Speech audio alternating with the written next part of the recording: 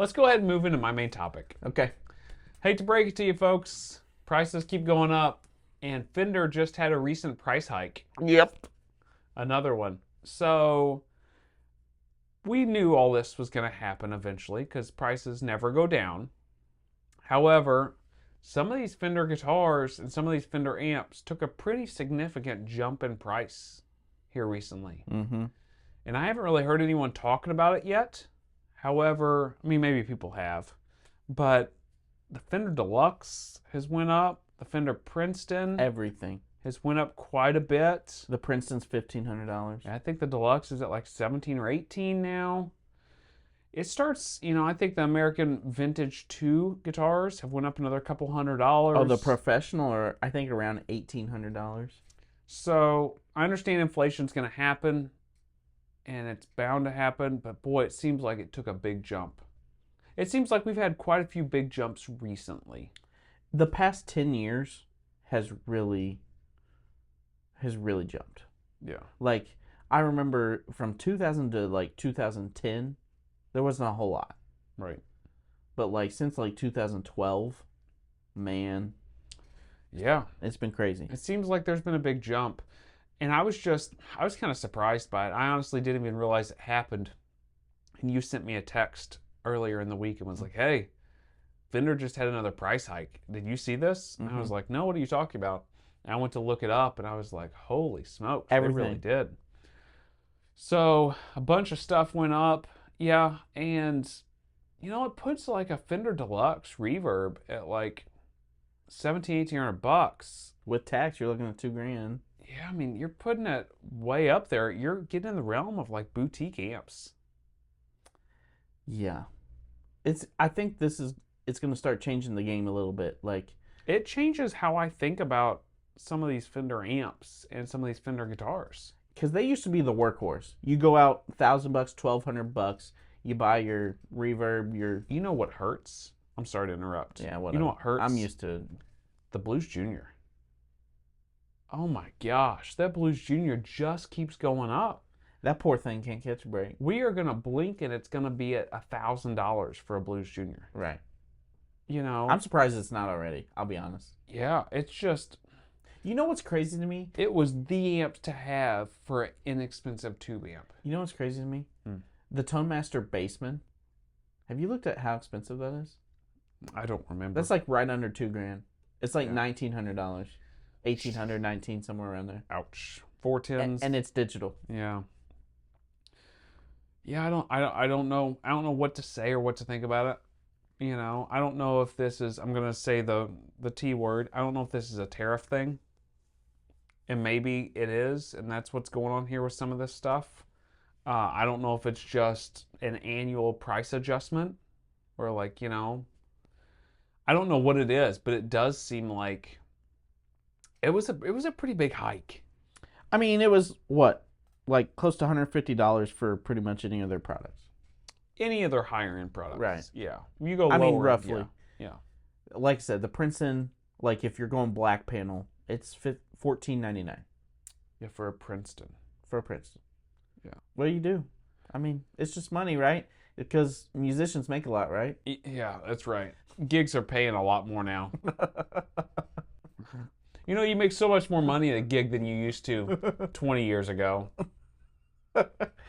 Anyways, I don't know. The price hike, I'm honestly tired of talking about it because it's every year. Well, not literally every year. It feels that way. It does feel that way. Now, I would feel different if they took the PRS approach and it was going up. Because PRS keeps putting out great guitar after great guitar. So Fender doesn't innovating. They don't put great guitars out, Fender doesn't? That's not what I'm saying. Okay. They're innovating. PRS is innovating what they got going on. And they're giving you a bunch of different price options. For, the SEs range to like $1,200. And the S2s are in that middle park. And then you got... Whereas like... If you truly want like a vintage spec type of guitar from Fender, I mean, you're looking above $2,000 now. Yeah. So, okay, I got another question for you about this whole thing then. Okay, I said the T word earlier, the tariff thing. Okay. And I also said it might just be an annual type of price adjustment, right? Sure. Those were my two like little first initial thoughts. Right. But I'm having another initial, a secondary thought here. Tertiary. There we go. Tertiary. Man, big words. Yeah, I know. So, what if it's neither of those things? And what if it is about like almost like a supply and demand thing where everybody's playing Helix and everybody's playing Kempers and there's not so many tube amps being made these days. And the tube amp market is really going down the tubes, no pun intended. Oh gosh. Like, we're both tube amp players. Till the day we die, we're going to be tube amp players.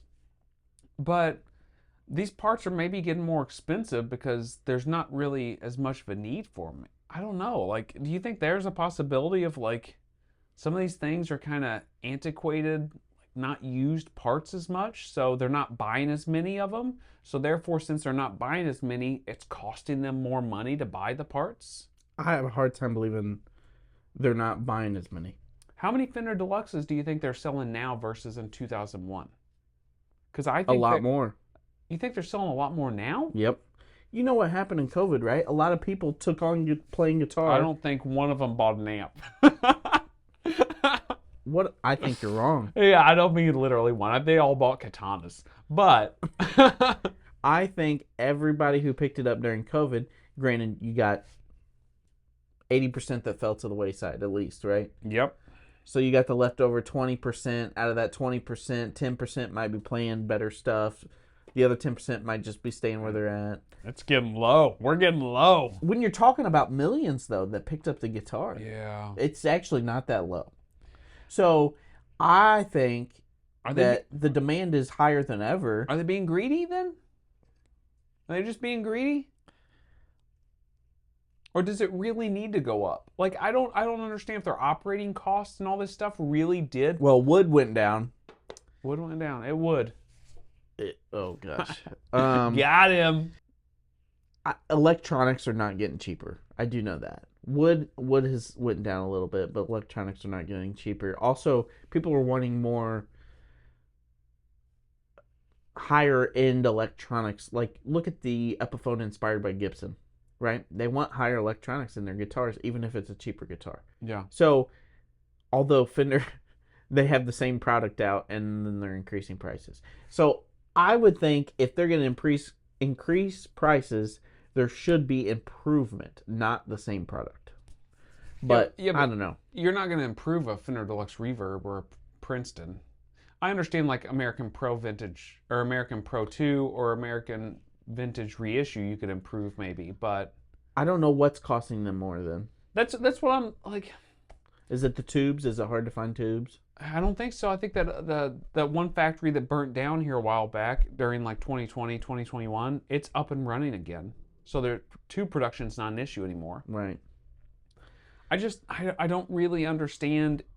I don't understand if it really is costing them more, or if it's just they want to raise prices to make more profit. I don't understand, to be honest, because I don't see that big of a price hike in all these other companies across the board. I just think when you look at a $1,500 Princeton, 12 watts, and then you can get a Rev Dynamis 25 watt that can go direct in the board.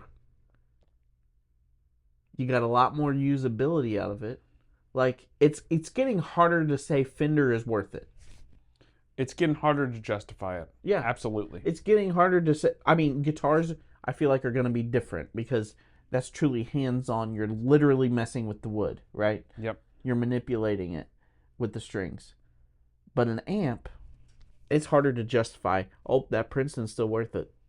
Is it? Yeah, Blues Junior for $800. You know. Yeah, $850 or whatever it is. Yeah, it's getting in the realms of, like, I would understand why somebody wouldn't buy that and they would go somewhere else. I've always been in the mindset, not always, me and you both came to a realization one day of these cliches are cliches for a reason. And generally speaking, we enjoy the traditional version of things. We enjoy the traditional Marshalls or traditional Fenders.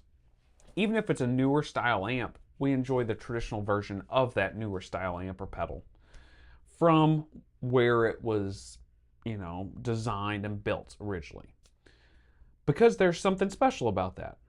But if Fender is going to this point to where the prices are going to keep raising, of course and they start surpassing or matching where some of these specialty guys are making amps. Right. Like you're starting to get in the boutique realm. Why would you spend that on it? Right. Not all these, and it doesn't seem like all these other companies are doing the same thing. Maybe they're going to. Maybe we release this video and the next day Gibson drops it and Marshall drops it and all kinds of stuff. Marshall just had a huge decrease in the United States. What was it, last year? Because of the shipping. Yeah. Because, the way that worked out. So, I don't know. It just seems wild to me that we are at the prices that we are now. I'm tired of talking about that too, but I'm just kind of curious what it is that's causing that. I would love to hear a statement by Fender. I truly think that if Fender keeps increasing it as they are, which does seem year after year, maybe it's every other year, they're going to get themselves out of the market. Yeah, they're nearly there now. They're at the verge, in my opinion, now of it. I think whatever Deluxes and Princetons they've been selling, I think they are shooting themselves in the foot. I think so too. And I don't see the guitar player saying, well, I can't afford that, so let me get a Hot Rod Deluxe. I just think they're going somewhere else. They will. They will just go somewhere else. I mean, where's going to be cheaper? Where's going to be cheaper? A gigging amp that's cheaper. A Blues Junior is borderline gigging amp for some guitar players, depending on the band and stuff they're playing in. It's a gigging amp for the most part. For especially smaller gigs or if you mic it or whatever. That's great. But then you're talking like you're nearing $1,000 at that point. And a lot of gigging guitar players are wanting to upgrade from there. And the upgrade, I don't think a lot of people are looking at Blues Deluxe or Hot Rod Deluxe. No. If that's the case, they're probably going to be looking at a different company. I know. That's what I'm saying. I think Fender's starting to take themselves out of the market. Also, you're getting to the point where the Blues Junior, you got the Tone Masters, and the Deluxes. All those are roughly around $1,000. They're going to have to figure out a different amp that's sub $800, $900. Yeah, well, if everything keeps going up, it's going to be one of those Mustangs. Well, that's what I'm saying. Like, yeah. They're going to have to figure out a different amp. Like, I don't... Yeah, it's wild to me that their cheapest tube amp is going to be the Pro Junior at this point. Yeah, right. Their cheapest tube amp that's like, I don't mean this demeaning, but their cheapest tube amps that's like a real amp, like a bigger amp that's like a full size, like a full sounding amp is probably a Blues Junior, and they're creeping up on the $1,000 mark. Oof, that's tough. I don't know. Maybe we're old heads and we just realized that tube amps are never going to be sub $1,000 anymore. So yeah, and unless you go used, sub $1,000 is one thing, but when you start getting Princeton's up in the $1,500 range, and Deluxe is close to like inching up on $2,000. But look at these like the Imperial Tone King pedal. Yeah, it's like $500-$600. It's got tubes in it. Yeah, and you can plug direct in the mains, use headphones. Yeah. It's no wonder why people don't want a Blues Junior when I have all these different sounds out of this pedal. Yeah. You know what I mean? You could have one of those. And it's $200 cheaper. You could have one of those Imperial pedals. Almost have one of those Imperial pedals and a Friedman pedal. Both on your board for the price of a Blues Junior. Okay. You're going to be like... Almost. For the price of a Hot Rod Deluxe. Yeah. A Princeton for sure. Yeah. That's crazy. Yeah, it is. You'd have 2 channels on the Imperial. You could have a clean, a slight drive, and then your Friedman has got your heavier gains. Right. Man, that would be a killer setup. Actually, come to think of it, that doesn't sound too bad. Be a pretty killer setup. Anyway, we want to bring it up. We haven't heard too many people talking about it. And like I said, I would love to hear Fender's statement on this. To know what happened. Like, why did this go up? Is this just... Are you just moving it? I think we're confused. The reason why we ask is because we don't see a lot of other manufacturers doing it. Yeah. I don't see PRS doing this. Like you said, PRS is innovating and putting new stuff out all the time, and their price points are good. Yeah, we've seen their prices go up slightly in past years. Sure. It's usually $50 to $100. And I completely understand prices have to adjust. I've got no problem with that. My biggest problem is whenever it just adjusts randomly in the middle of the year with no statement put out there, and the adjustment was like pretty dramatic, because it felt pretty dramatic. It was like $150. It felt like 10 to 15%. you know? So I don't know. Put your thoughts down below. I'd be curious to know what you guys think. You want to go